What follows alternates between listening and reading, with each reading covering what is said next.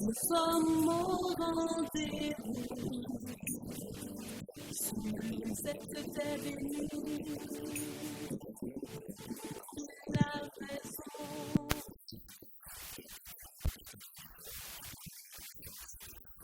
Mon âme est heureuse ce matin. Mon âme, au plus profond de moi, est heureuse ce matin. Je suis, comme toi, un don de Dieu pour l'Afrique. Dis à ton ami, tu as un don de Dieu pour l'Afrique. Tu as un don de Dieu pour l'Afrique. Dis à quelqu'un, tu as un don de Dieu pour l'Afrique.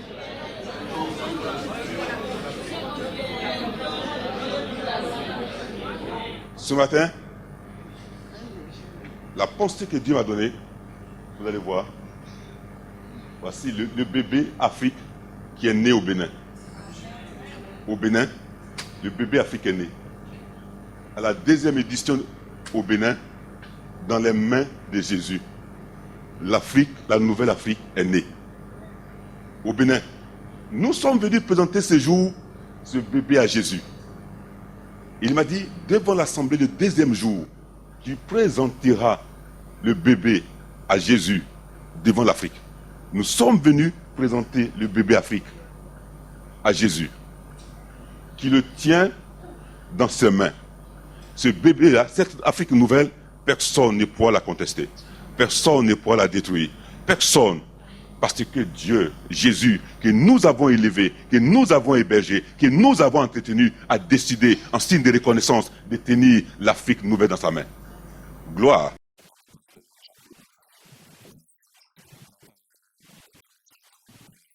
Les synonymes du mot promesse sont classés en 3 groupes. C'est le mot obligation. Le deuxième mot-clé, c'est le mot garantie. Et le troisième mot-clé, c'est le mot prédiction. Quand notre esprit aura été éveillé sur la réalité des promesses de Dieu pour l'Afrique, qu'est-ce qu'on aura à faire? Qu'est-ce qu'on sera appelé à faire? Parce que quand on apprend, c'est pour pratiquer. Amen.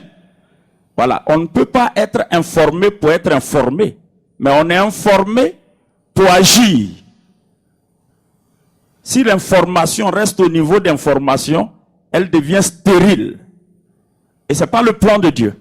Le plan de Dieu, c'est que toute information contribue à notre formation pour aboutir à notre transformation. C'est absolument important.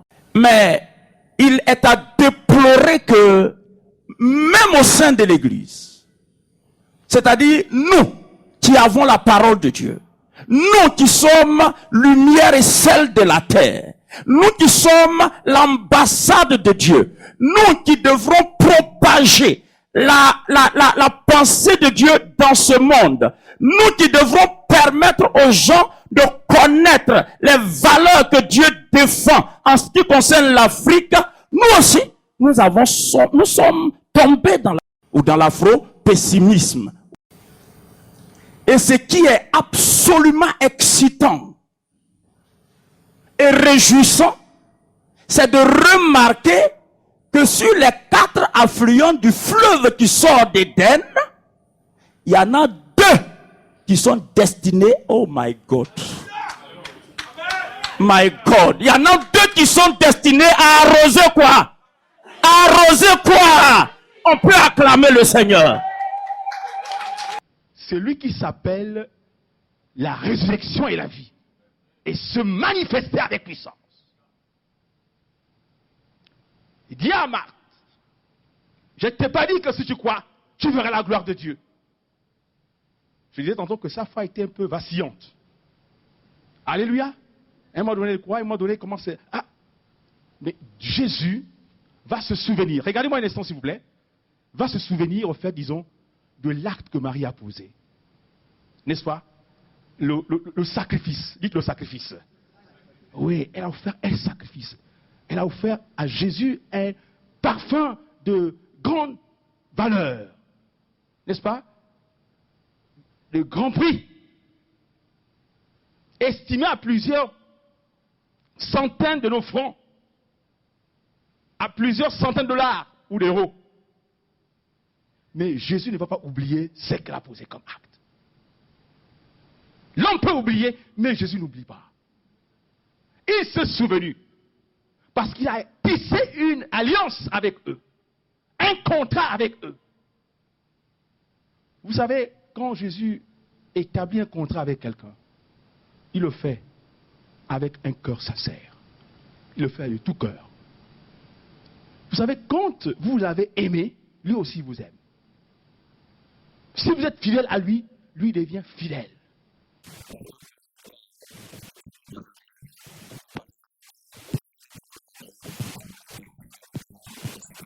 Il y a un petit mot de 6 lettres. 6 lettres. Que les gens qui n'ont pas l'humilité n'arrivent pas à prononcer. Ce petit mot-là pèse dans leur bouche. Il est très petit que les grandes personnes n'arrivent pas à le prononcer. Ce petit mot, c'est pardon. Dans Matthieu chapitre 5, à partir du verset 23 jusqu'au verset 24. C'est moi me retrouver. Si donc, tu présentes ton offrande à l'autel, et que là, tu te souviens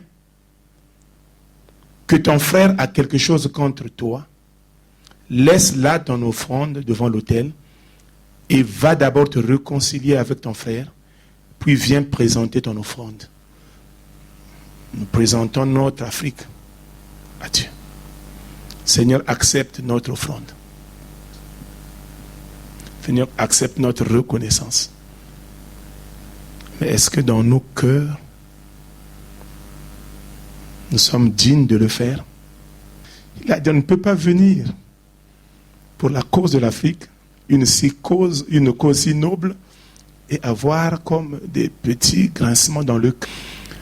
Nous devons dire comme Daniel, pondre sur nous les péchés de toute l'Afrique, les péchés de tous les Africains, les péchés de nos autorités, et prier et pleurer à Dieu tout le temps que nous sommes là, alors que nous avons un merveilleux continent. Frère, au Congo, chez nous, vous mangez les arachides, un grain tombe, demain la pluie arrive, ça pousse. Personne n'est parti mettre l'engrais ou je ne sais pas quoi. C'est merveilleux. Dieu nous a donné un bon continent.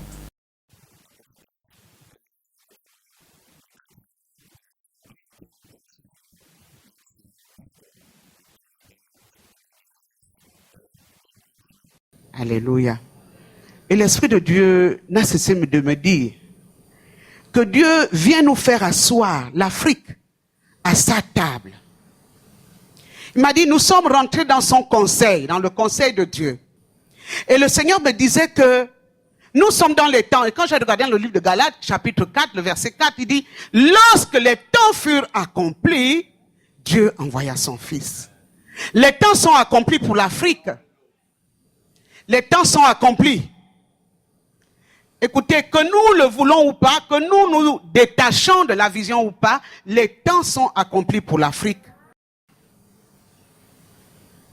Dieu fait asseoir l'Afrique. Et quand il fait asseoir l'Afrique, ce sont les fils et les filles d'Afrique que Dieu fait asseoir. Il m'a parlé de l'intégrité à chaque fois que j'ouvrais cette porte. Dis-leur d'être intègre.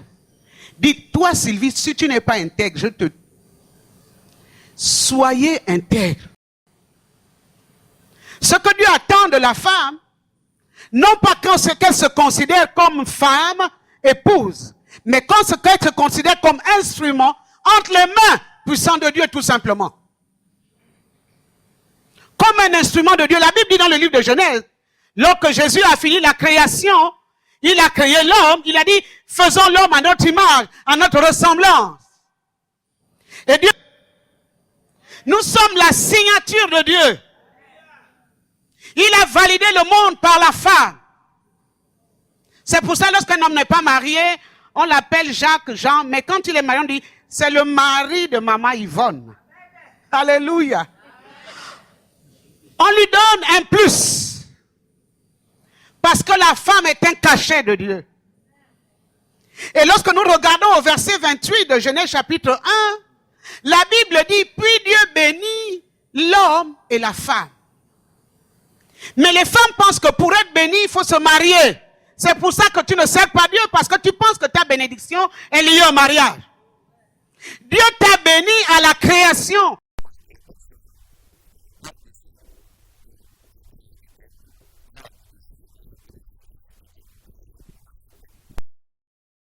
L'Afrique a-t-elle des droits? Certainement. Qui lui a donné ces droits? Le Dieu lui-même. Qui va honorer les droits de l'Afrique? Dieu lui-même. Alors Dieu peut-il se souvenir de l'Afrique? Vous allez vous rendre compte, frères et sœurs, que Dieu est dans un engrenage très compliqué. C'est-à-dire qu'il est juste. Il a dit des choses de l'Afrique. Il a créé l'Afrique. Il a dit des choses sur elle. Et puis, ces choses l'engagent comme un droit. Dieu n'est pas un homme comme... Dieu a créé l'Afrique. Et Dieu est dans un engrenage qui l'oblige à se souvenir de l'Afrique. Un engrenage qui le contraint d'accomplir sa justice envers l'Afrique. Mais comment cela va arriver? Je voudrais partager aussi, oublier, vous savez, dans notre thème, c'est ne pas faire quelque chose par défaut de mémoire. Regardez, quand je dis que j'ai oublié, je veux dire, je ne l'ai pas fait par défaut de mémoire. Ma mémoire ne s'est pas souvenue de la chose. Dieu peut-il oublier l'Afrique? Quelle est la réponse? Dieu peut-il avoir un défaut de mémoire? Si Dieu ne peut pas avoir un défaut de mémoire, alors quelle est la réponse? Dieu ne peut oublier l'Afrique.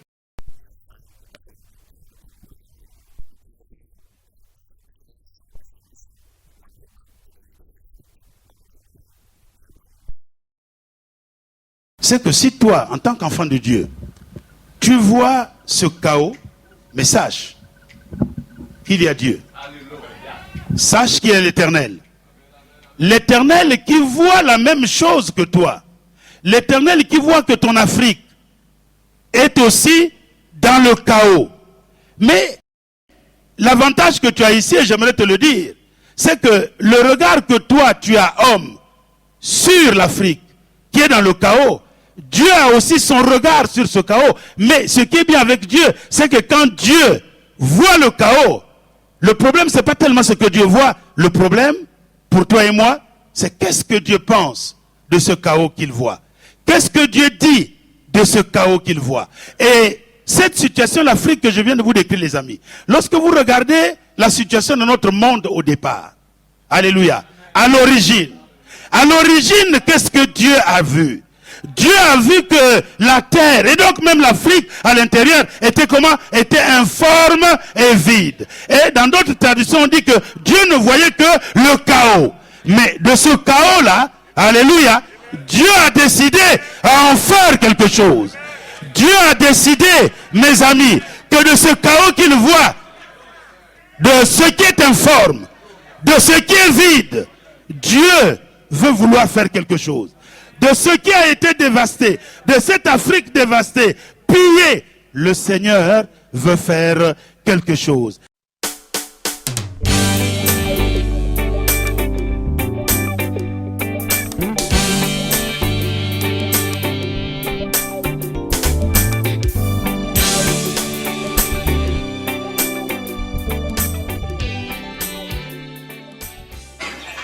Bonjour, je suis l'évangéliste M. Toussaint de Côte d'Ivoire, président du Festival africain de l'Évangile. Je vous invite à la 4e édition du Festival africain de l'Évangile. En hospitality.